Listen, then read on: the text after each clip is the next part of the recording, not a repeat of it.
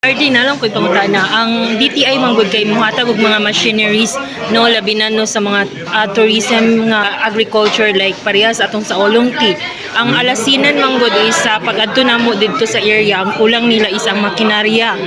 Ang yes sa alubihid na siya og ang ilang kulang is machineries gyud niya. Ang ilang manggong gahitabo didto is kuan-kuan na lang sila ba murag mano-mano. So naa sila gikinahanglan gyud nga kanang machineries naabay matabang ang DTI or mapasalig sa alasinan sa asin industry sa Alubi. Ato pabisitaan sa atong provincial office.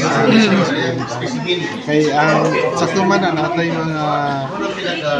mga facilities na pwede i-provide sa mga processors. So under our shared service facilities, lalo na yung mga talambibang mga requirements. So atong pasalihan sa ilaha. Hopefully kung qualify sila kay para matabang. Ayan. So naagi di ay. Pero kung inana kaning RD, na may specific grant po sila nga kaning mo lang gyud ni kutob ang pwede nimo magahid pagkapondo para sa ilang project. Naman kita ikuan depende sa ilang project cost and needs. Pero ang kanang sa atong equipment 2025 kuan na ready na ta for implementation. So kung mapasar sila sa which I hope mapasar sila sa requirements sa project dito na sa 2026 na ito suppose.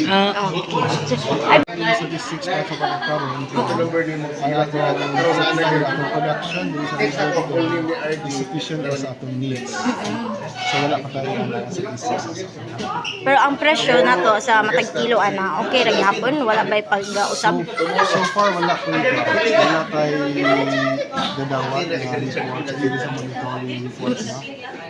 Sa local price coordinating council na nag-ingon na irregularity sa presyo. No. Pero kamo survey gid mo kaning inspection mo sa mga tindahan na maligag asin.